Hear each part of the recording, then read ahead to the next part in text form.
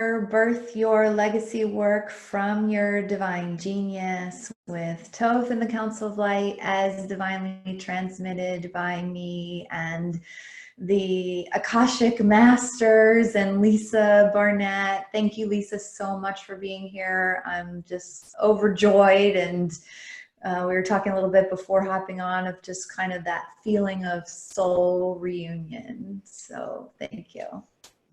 Thank you. It's always exciting to meet other Akashic Record Keepers, masters, beings of light who have done this work throughout time and space. So it's exciting to be here with you. Thank you.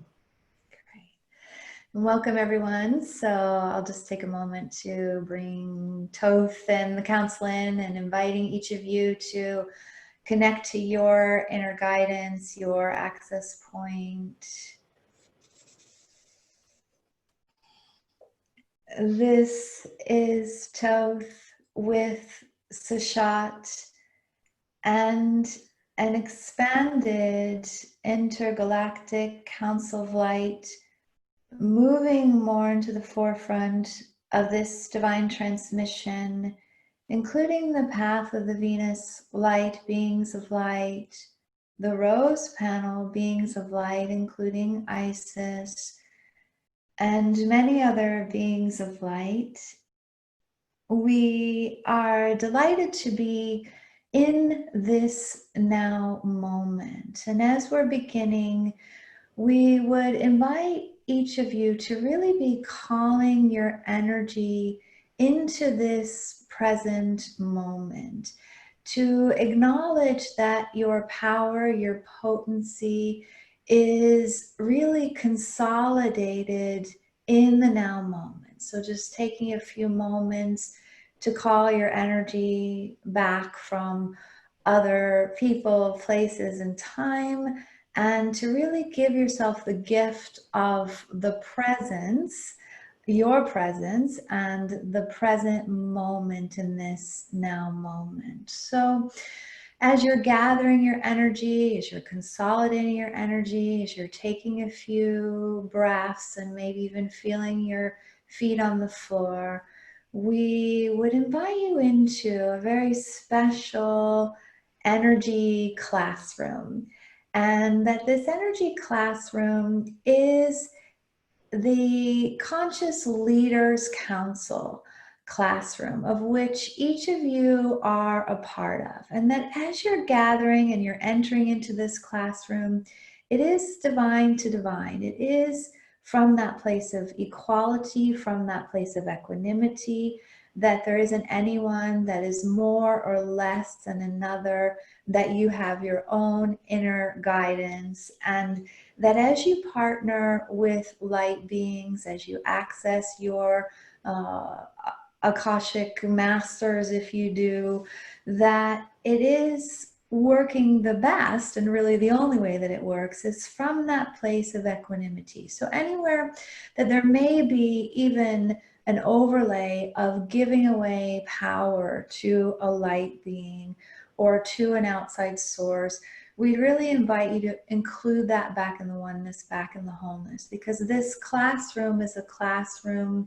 of leaders. It's a classroom of equals. It's a classroom where we are cross-pollinating and co-creating.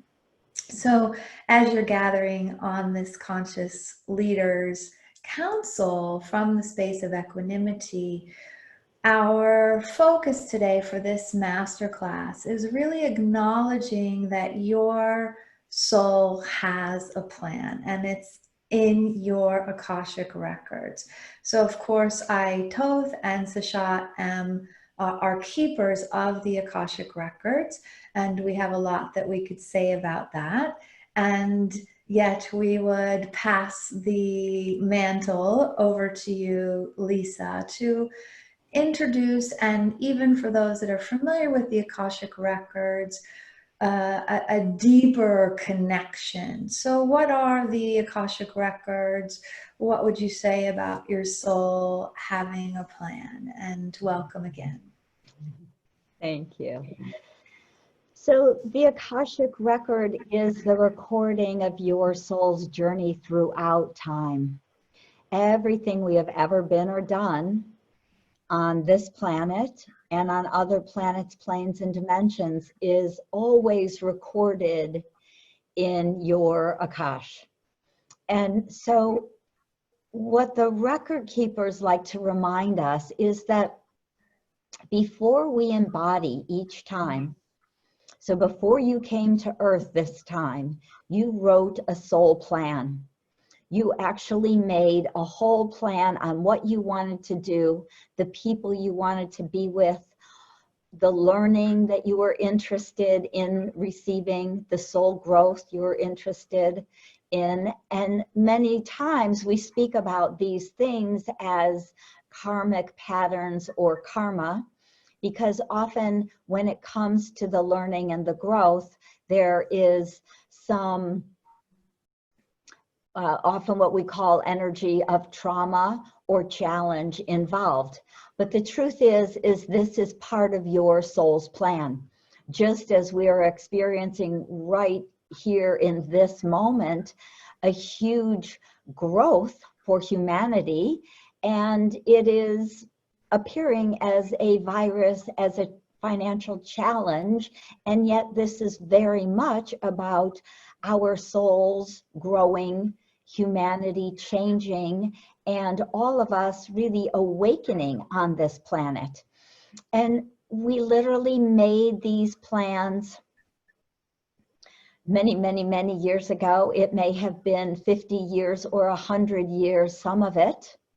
Some of it, of course, if you are less in the earth years, your plan was written before you embodied, because we write that plan based on what is happening on earth as well as what is happening in our whole Akashic record. So one of the things that the Akashic record keepers believe is helpful for us as humans, wise souls having this human experience, is to remember that we made these as choices. Even the challenges we made as choices.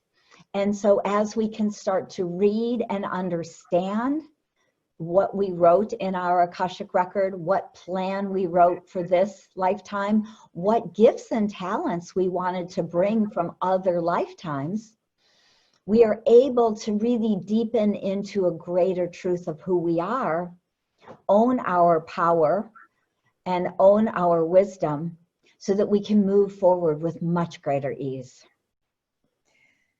Yes, and that is very much acknowledging that you each are creator, that your incarnation is created by you, with you, as you, and that this shifts very much from the old paradigm of power over, power under, or the victim and the victimizer, to recognizing that you are creator. And with that knowledge is this greater sense of empowerment, and also this recognition that as you created it, you can also recreate. It's not that your now moment, the book of your life, is written, for this is also a free will and conscious choice universe. And as is being shared, there are key components that have been decided by you, whom it is that you may meet, for example. And so as there is this, what we speak about the interlife, what you're talking about, that there is this interlife period where you're in between incarnations, and before that incarnation, you make your plan, you collect your gifts, your talents, your choice, your mission, your purpose, all of those kinds of things. You're creating it from the higher perspective. You stand on the platform, the plinth of Ma'at, of divine order, from that higher perspective as what we would call a divine being or a light being. And then you choose to incarnate, and then there is that forgetting. And during that forgetting, we know there can be this confusion or this sense of why am I here, or the questioning. So what would you say from the level of the Akashic Records, what some of that purposes of the forgetting and the remembering? So the way I understand the forgetting is that allows us to grow as a soul. When we are in other realms and dimensions, and we are in a beautiful unified field, and we are conscious, aware, and awake, we are being light, we are being love. And yet there is a much greater depth of that wisdom that we learn in this forgetting. So when we come into a body and we feel separation, we believe often when we're here that we are separate, and we have to be able to expand past this separate form that we're in, this separate body that we're in, to be able to move into a space again of unifying our consciousness, coming together energetically, and coming back to a place of love and compassion and forgiveness. And this is not our natural or a simple path for us humans as a rule. And as we first start to come here as a soul, we find everything so very traumatic. Even as an old soul in a younger human process, because the record keepers say that most of us live somewhere between 400 and 800 lifetimes here on Earth alone, because we get trapped in this karmic cycle, right? This wheel of karma, and it may take us many, many, many different lifetimes to work through one piece of that karmic cycle. And so the growth is so deep, and the compassion is so profound that it allows us to take this information into the other unified fields and to be teachers of this newer, different version of divine wisdom and light than we have when we have never embodied on this earth. Yes, and so this is a beautiful opportunity as well for those of you who are getting to know me, Thoth, for Danielle does not often stop to really share a little bit more background of who it is that I am, for there is that recognition that we are also choosing to maximize each now moment. Yet there is, in the Egyptian form of me, Thoth, or Thoth, Thoth, Jehudi, Tahuti, the keeper of the Akashic Records and God of infinite knowledge, scribe, architect, the leader's leader, healer's healer. There is this very lunar aspect. And I, Thoth, have come in many forms, and as Sashat is present as well with the 7-petaled star, as also keeper of the Akashic Record, and also communicator, in some ways the female form of me, Thoth, there is this recognition that we are here not only recording, yet also connected to infinite knowledge.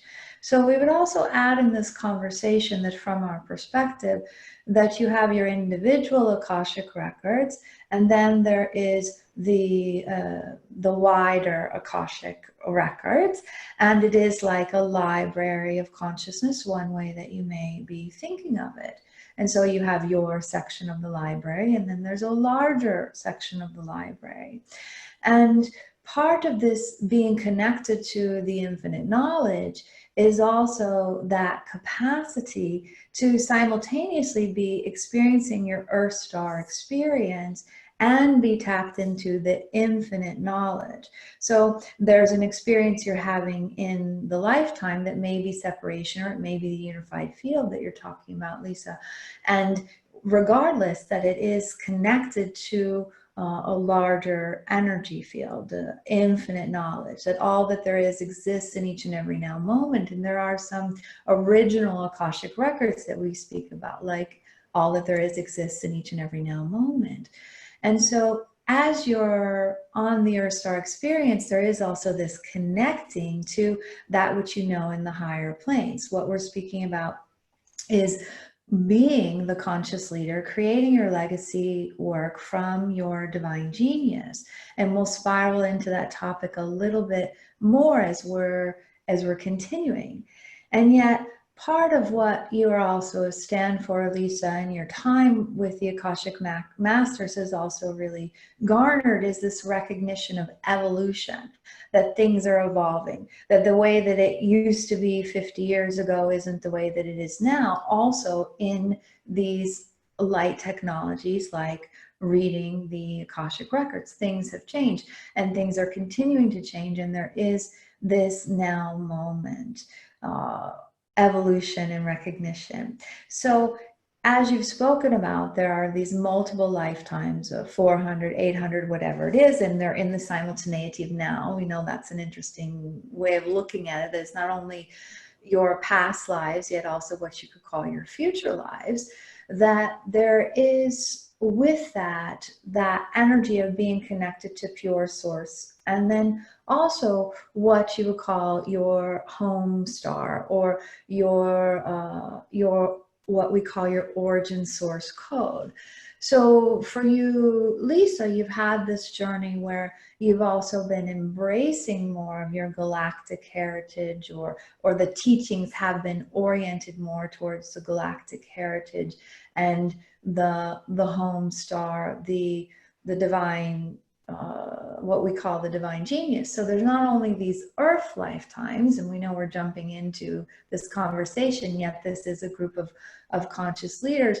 There's also what you could call off-planet lifetimes and gifts and talents, and really this galactic nature. So as you're speaking about too, the separation and the trauma, or that feeling of, oh, yes, you decided to come to the Earth Star and be on this leading wave, and then you get here, and then there's that feeling separate from source.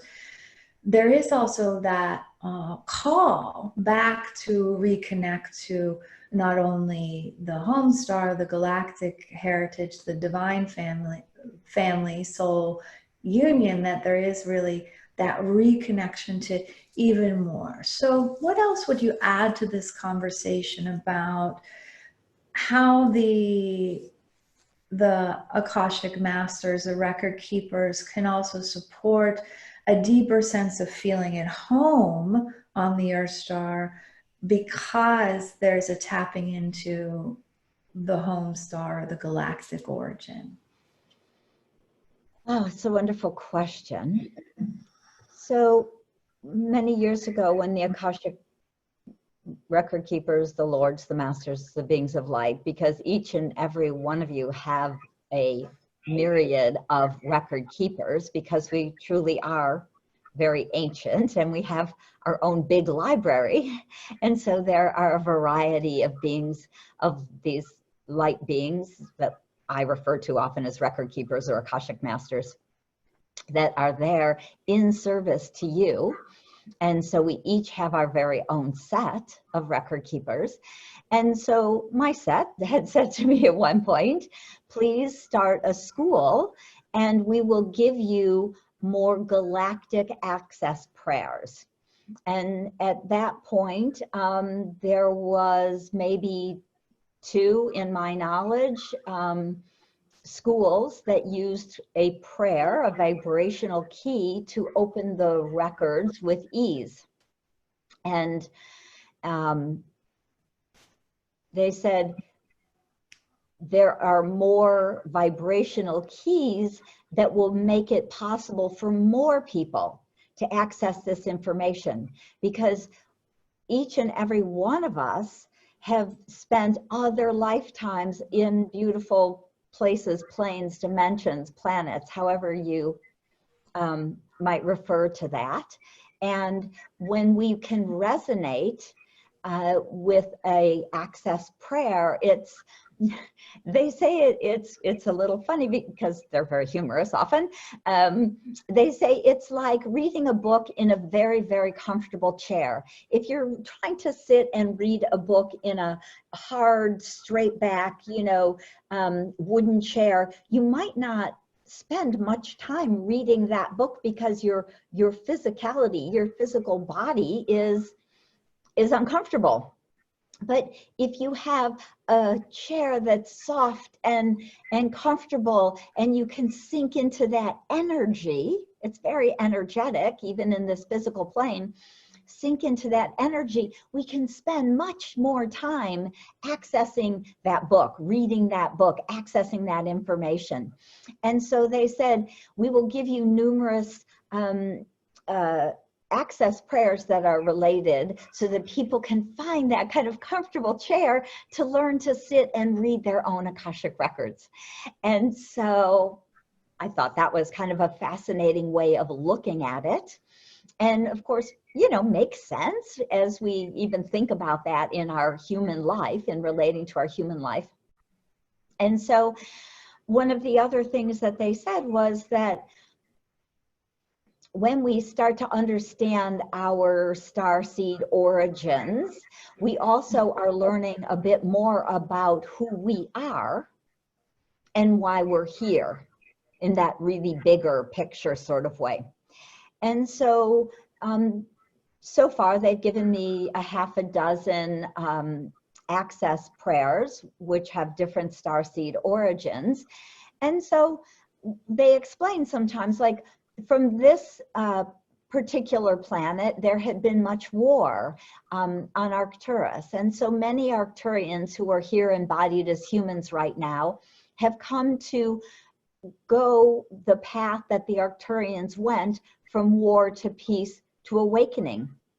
And so many starseeds that are of Arcturian origin are here to help us to awaken, to help us to connect much deeper into our heart center, to help us to bring peace in our lives, depending on where we are in our journey and where those, where that specific starseed might also be in their journey. So it varies from person to person, of course, because we're all such, ancient, unique souls.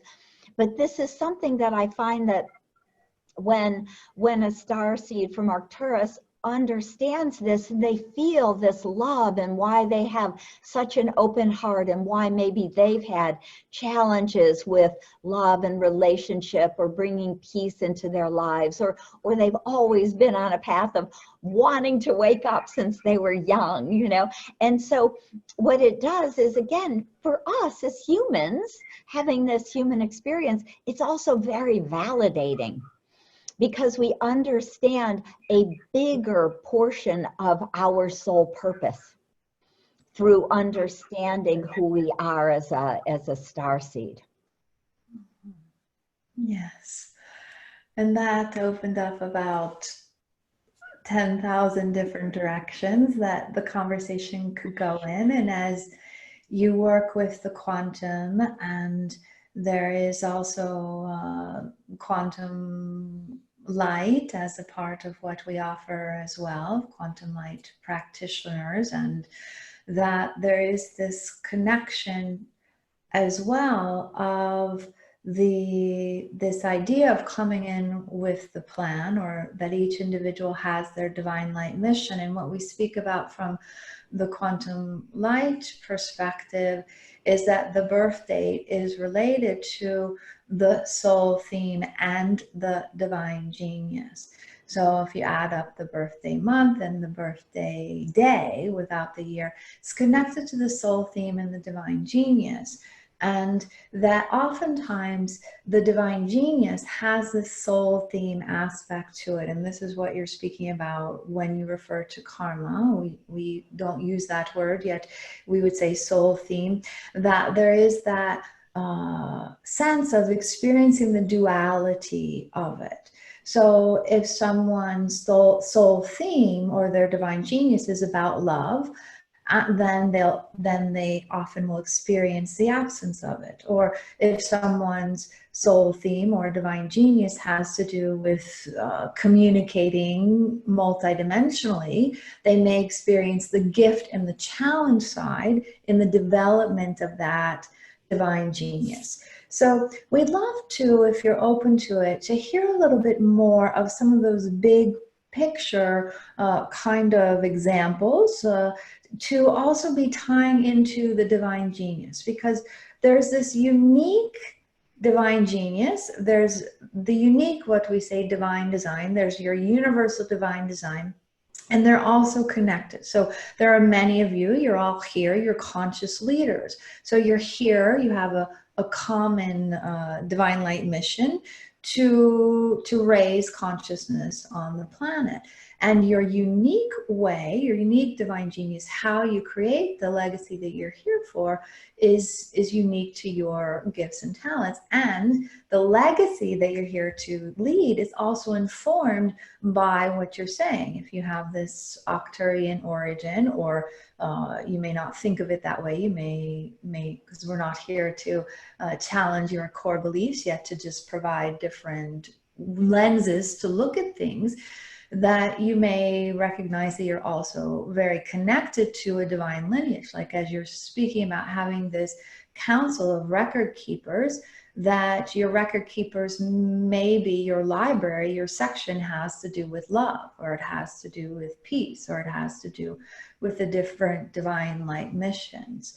So we know there's a lot to rebound or co-create around that, yet just to synthesize what we're going for is a wider access of how one's legacy and one's divine genius is also connected to their soul plan, and that there are simultaneously groups that will have similar missions, yet in a very specific way. So what else would you share about that? Well, one of the stories I would love to share, that the beings of light, the record keepers, shared with me many years ago, because was really about what we often refer to as soul purpose. And I know for so many people, this is a big question. And of course, as an Akashic record reader, doing consultations for thousands and thousands of clients, often people will come and say, what is my purpose? And the record keepers often will say, you have numerous purposes, because if you only had one purpose, you would be bored out of your mind.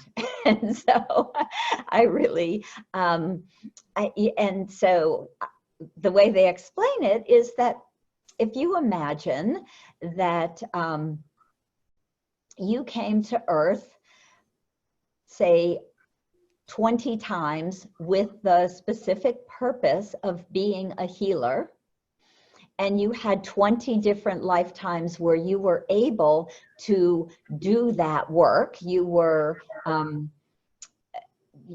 able to be the healer, maybe in different forms. Maybe in one lifetime you were an acupuncturist, in one life you were an herbalist, in one life you were a type of hands-on healer, you were able to just channel energy to people. So we have numerous different ways of being a healer. And then of course, then we might add in all of those lifetimes in which being a healer was thwarted. And of course, we know that we had a good 500 years of the Inquisition. We've had a very challenging 500 years on planet Earth, where people were stopped from their mission, where they were often, killed or hurt or harmed or locked away for being what was considered a healer, as we were considered witches and such. And so we have lifetimes which we were easily on task, and lifetimes in which that task was thwarted. And when we look at at this purpose of being a healer, the record keepers often will say, if you could imagine that as a pearl necklace, every lifetime in which you were able to really do what you came to do, to live your life on purpose, on task, this is creating this lovely, empowering pearl necklace. And so one person may have the necklace of a healer, and another group of those lives, maybe the purpose was more about communication or about being the divine feminine or the divine mother. Another lifetime may have been the design, the creation, the architecture, where you were the divine architect. And so the way I understand it is, because we are such ancient souls, because we have so many hundreds of experiences here on this planet, as well as other planets, and these gifts are connected often to other places and planets. These are, I like the idea of having a pearl necklace and being able to bring 3, 4, 5, 6 pearl necklaces with you into each life. So that would be almost like saying, I'm going to write these gifts, these talents, this plan in, or these gifts and talents into my soul plan when I come to Earth.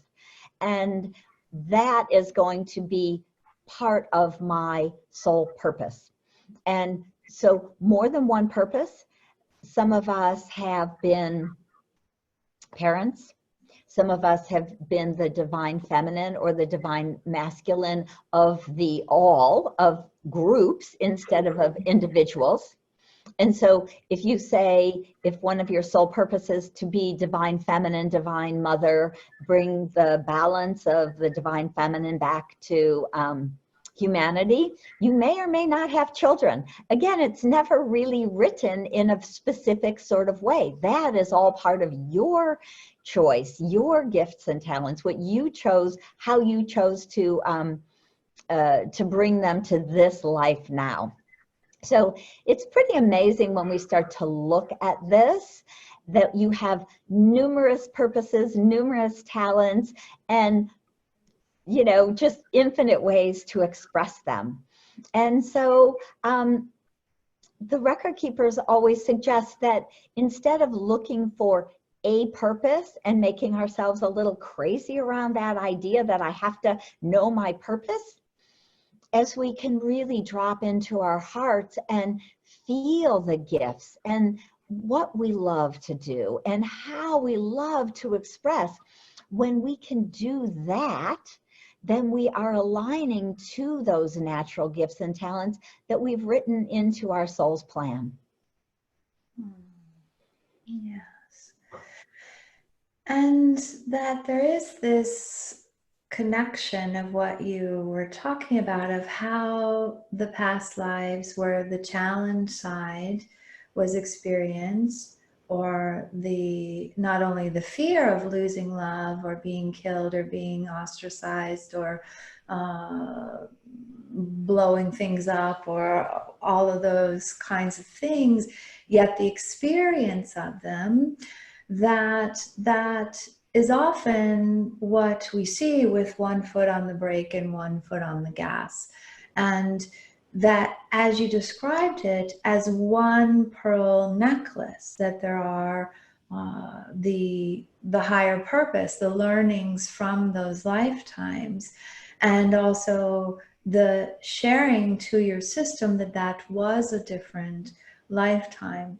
So there is this very active echo, so to speak, that a lot of individuals experience, especially as you're choosing to step even more fully into your conscious leadership and into birthing your legacy and birthing your legacy from your divine genius, that fear of visibility can come up, all of those kinds of things. And yet what you shared was that it's a part of the pearl necklace. It's a part of it. It also, as you've experienced the duality of the gift and the challenge side, you know the territory even more fully. Another thing that we often see around the divine genius and the divine light mission and the soul purpose is a frustration of seeing how it works for other individuals, and then that not being the way that it works for you. So you may see someone that's very visual, or their hands light up, or these different kind of gifts that others have. And part of the reason why you may not have those gifts in this lifetime is that you already had them, and that by also at times saying no, as you go back to your being the creator of your soul plan, as you said no to certain experiences, then it also opened up other possibilities. Like as you were sharing about being the mother of it all, or being that divine feminine, that in Danielle's incarnation in this lifetime, she and her beloved Friedemann were physically unable to have children. They're not parents of individuals, and they are both conscious leaders. That closing of a door on a soul level choice was an opening of a door to very much be in alignment with that wider birthing, as she is midwife to many beings of light incarnate and many projects. So we're highlighting here as well that what you consider the no's, or the frustrations, or I wish I had that, are actually inviting you to be even more in the yeses. So we have on the altar the possibility to co-create this Akashic soul retrieval of gifts and talents as a process here together.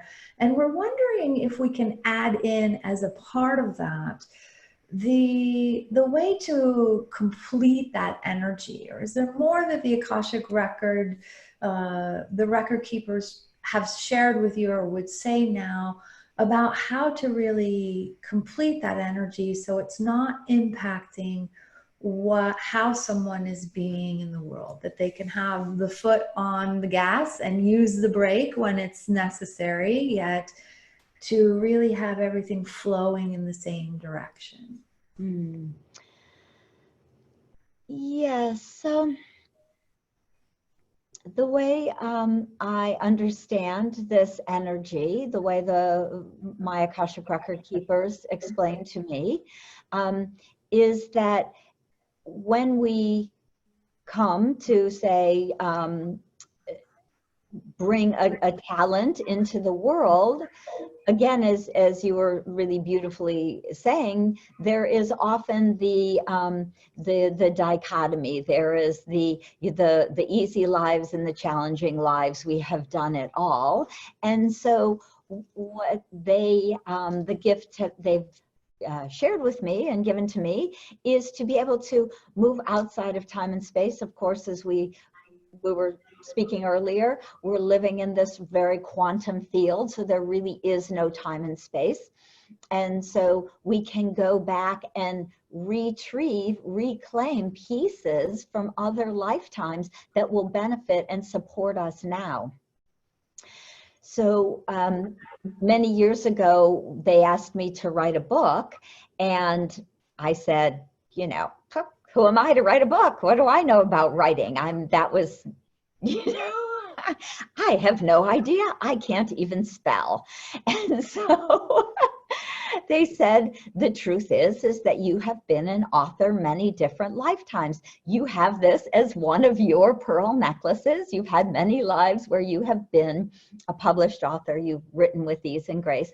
And so they said, let us take you back into those lifetimes where we can show you this life where you have been a published author, and then we can bring that energy into your body now, allowing you to have that faith, that belief, that trust that this is something you can do. And so this is what they have shared with me, is that when we do this simple kind of guided visualization, meditative process, we can literally move right out of time and space. We can intend to go back and reclaim a gift and talent, whatever it is that that you would like to have, whether it's writing a book or starting a business, or stepping further into your healing abilities, or opening your clairvoyance or clairaudience, or however it shows up for each individual, that we can literally reclaim this energy, this vibration, because it's always there for us. It's just that often when we're embodied, we forget, right? We're not here to remember that we, had 500 lives. And so we can consciously choose what we would like to reclaim and bring into this lifetime now. And in a different process, I don't think we'll really have time to do this, but sometimes the soul retrieval is about healing the pain and the trauma of those lifetimes where we died. But the simpler one really to do as a group is to reclaim those gifts and talents we've just forgotten about, that we just didn't know we had, like my published author lifetimes. And I literally went back and I did that about a half a dozen times. Looking for and reclaiming all sorts of different past lives in which I wrote with ease, in which I could channel the information, in which I was published, which was about receiving the support of being published. And at the end of doing that, of writing that book, I then also was gifted an agent, and so it was very profound to me how working in the records, reclaiming this wisdom, being open to receive, which is not always so easy for us humans, that we can really step so much more fully into our empowerment and help ourselves to move forward with ease and grace. Yes. So let's move into this guided meditation at this time, and we have some things to also add to it. Yeah, we would have you begin and flow, and then in the pauses we may also add some things in, and if you're open to it. Absolutely.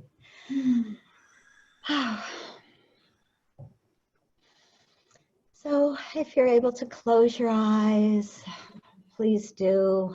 I love to have, our feet on the floor, and we like to invite our body to relax back into our chair as we let the body know that it is safe and protected as we take this little journey here today. And we breathe into our heart, and we let our heart open and expand just a little bit further.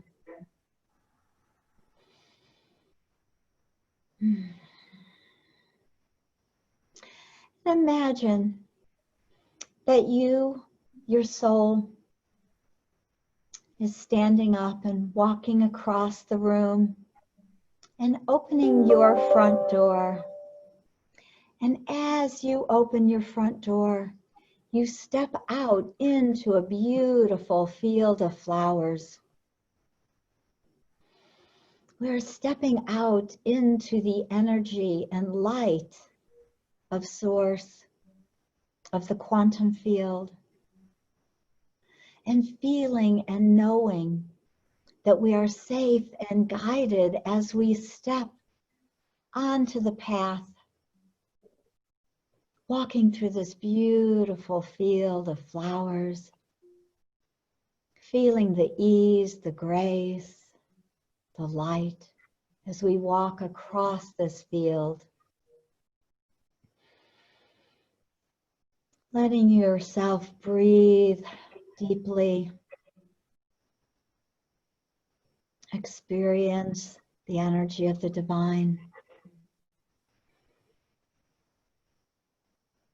And as we walk across this beautiful field, on the other side of the field, we see a forest, a beautiful redwood forest with these tall, regal trees. And as we get to the edge of the forest, we see a sparkly white stone path running through this redwood forest. We step onto that path, and we know as we walk this path, with each step, we are opening to the infinite possibilities and memories of who we are as wise divine souls. And we imagine that we've moved outside of time and space, and we weave through these redwood trees. And through the trees, we see lights. We hear some laughter. We can hear music on one side and children laughing on the other. And as we continue to walk down this beautiful, sparkly white stone path through these majestic trees, we feel a call to wind even further back to reclaim a talent or a gift that is dear to our heart now. So as you wind through the redwoods, just holding the intention that you are walking into a world, into a time, a space, a memory, where you were proficient at whatever it is you would like to reclaim. And as you step into this beautiful clearing, you see a village.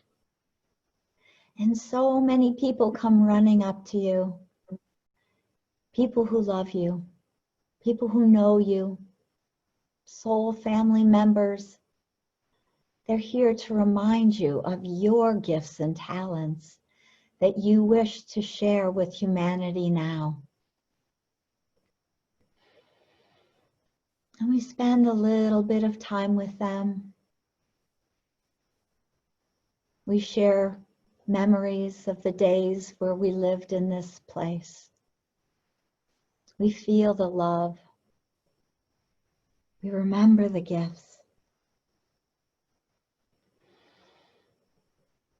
And we share in ceremony with this beautiful soul family group.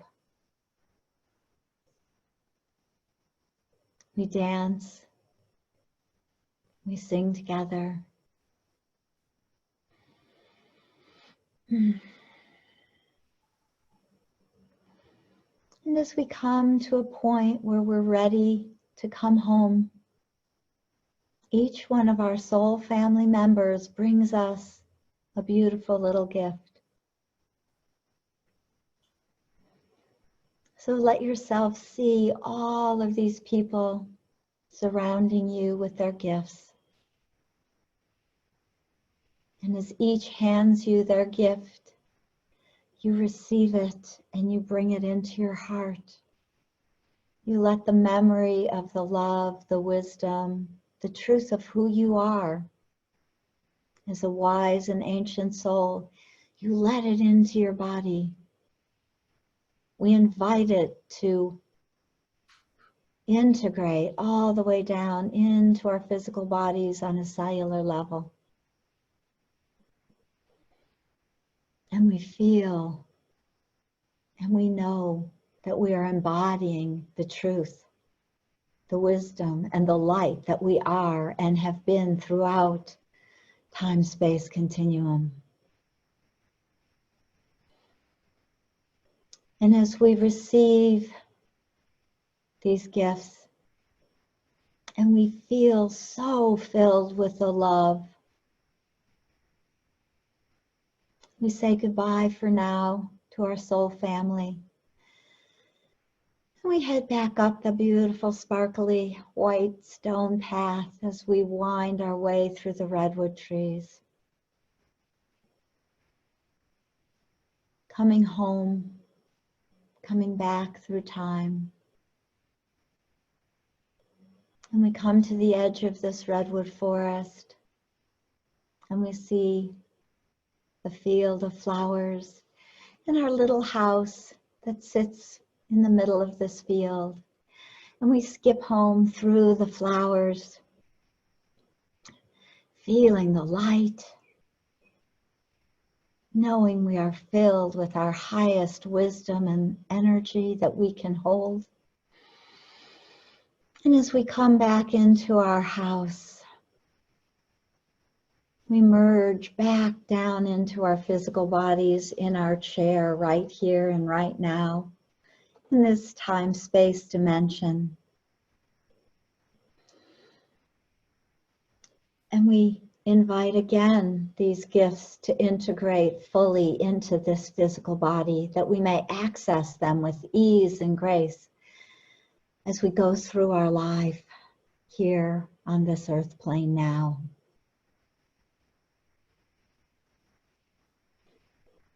And we invite you to also, if you're called, to make a choice, to recognize that your conscious choice, your free will choice in this present now is a very potent and, from our perspective, underutilized currency that we would place on the altar of the heart, the field of infinite possibilities, the choice or the decision, if you're called, to create birth your legacy work from your divine genius, from this gift space that you have received and chosen, this soul retrieval of your gift and talents that you've had in previous lifetimes and in one lifetime in particular. And then there is the choice to set the thermostat, so to speak, to create from this gift, to create from the greatest gift, knowing that as you create from this gift and your talents, then all that you create is imbued with this energy of this gift and this talent. Just as there was the example of reclaiming the gift of being a published author, and to create from that gift, then imbued in it is not only the downloading of the book with ease and grace, there is also the publisher, the agent, those that would read the book, the distribution cycles, the synchronicities for those to find it. So as we're bringing this guided meditation to a place of completion, we would invite you, if you choose to create from your divine genius, to choose to create a now moment from your gift, from your gifts, from your talents. So are you choosing to create your now from this gift or not? And if it is a yes for you, we invite you to say yes. Yes, I choose to create from my gifts, from my divine genius in this incarnation, to be informed by them. And so as you're ready, knowing that you've made this choice and it will be one that you continue to choose again and again and again and again if you choose. Yet there is a very powerful, potent ripple effect from this choice in this now moment. We invite you to wiggle your toes, your fingers, maybe rubbing your palms together, And just asking that the quantum field surprises you with an example of this meditation and what you've created.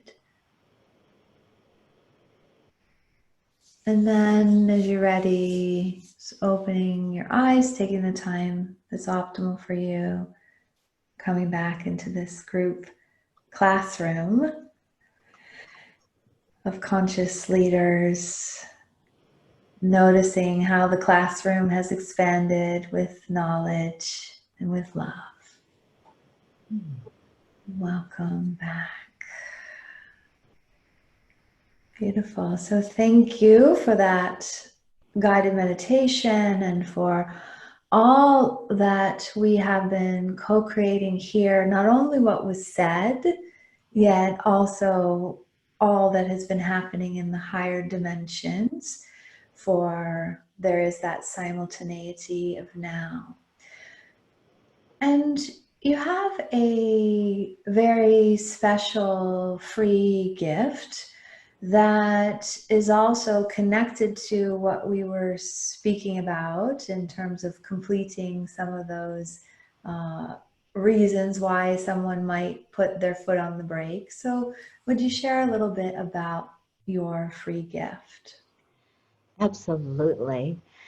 So what I would love to gift you is a guided visualization, which is an Akashic column of light. And this will help you to, again, to bridge the energy of this earth plane and this life with your Akashic records, creating an energy column to be able to be the bridge between the divine, yourself, and our dear Gaia. It will help us to open our hearts, to activate our pineal, and to literally start to do some of your own connected work in the Akashic record. Yeah, so as you've spoken about, there's this access point that that each individual has their access point, and so this column of light, as we tune into this gift, that it also really supports that access point in a very unique way. Because even though there's a guided meditation, that the words are the same for everyone, so to speak, as you're tuning in, you're reconnecting to your unique access point. So we would invite you to pick this gift off of the altar, to have your access point, your column of light reconnected and restored. So as we're moving towards a place of completion, are there any additional words that you would share with this conscious leader council? Any takeaways or focuses? So the Akashic record, the Akashic record keepers and masters, the beings of light that are speaking to us, would like you to know that access to your whole library, to your soul's plan, is your birthright. And they are saying that at this time in history, it is so important for us to have this access, to empower yourself by stepping in to having this access, to starting conversations with your record keepers. And the column of light meditation can assist with that. And as we've spoken, there's a variety of ways to learn to access your Akashic records, and having these conversations with your record keepers is powerful and potent in helping you to choose wisely, align to your soul's plan, and really live your highest purpose. Yes, so circling back to how we began, that this is a time of equality, that you have your direct connection, that you are able to access the consciousness directly. So as we are wrapping up, we invite you as well to recognize your contribution to this conversation about soul theme, soul plan, and your Akashic records, that this has been a council gathering, and to return your awareness to our classroom, and for now saying goodbye to this particular classroom, knowing that it's connected to the larger masterclass series, and that you continue to bask in the energies again and again. And if you choose to tune into this particular transmission again, know that you'll be going even deeper to that which you may not have realized in the now moment or accessed in the now moment. So as we're completing, we would extend our appreciation, our acknowledgement to the record keepers, to you, Lisa, to Danielle, to the Council of Light and Light that's present, and to each of you that are a part of this conscious leader council, for your contribution to the evolution in consciousness. All is light and love, and we are all.